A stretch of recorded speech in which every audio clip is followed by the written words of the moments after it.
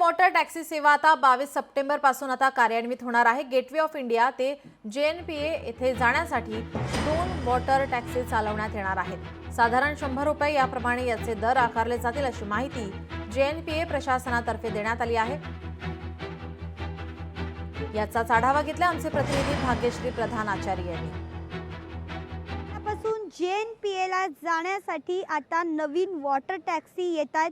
22 तारखेपासून या water taxi सुरू होणार आहेत आणि याचे जे दर असणार आहेत हे साधारण 100 रुपये असण्याची शक्यता वर्तवण्यात येते।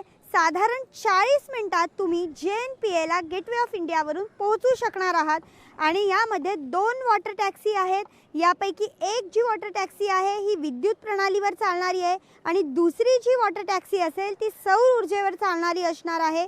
या टॅक्सीमधून प्रत्येकी 20 प्रवासी जे आहेत ते प्रवास करू शकणार आहेत आणि या टॅक्सीच्या देखभालीची जी जबाबदारी आहे ती भारत फ्रेट या ग्रुपकडे सोपवण्यात आलेली आहे। JNPA हे अत्यंत महत्त्वाचं असं पोर्ट आहे आणि या पोर्टवरनं माल जो आहे ती माल वाहतूक मोठ्या प्रमाणात होत असते। याचबरोबर अनेक कर्मचारी देखील या JNPA येथे कामाला आहेत आणि यामुळे हा जो प्रवास आहे मुंबईतून JNPA कडे जाण्याचा तो अधिक सुखरूप व्हावा यासाठी JNPA ने हा निर्णय घेतल्याचं पाहायला मिळतंय। त्यामुळे 22 सप्टेंबर पासून या वॉटर टॅक्सी नक्की धावणार का हे बघणं देखील तितकंच महत्त्वाचं ठरणार आहे। व्हिडिओ जर्नलिस्ट निकेशसह मी भाग्यश्री प्रधान आचार्य, लोकशाही news, Mumbai, gateway of India.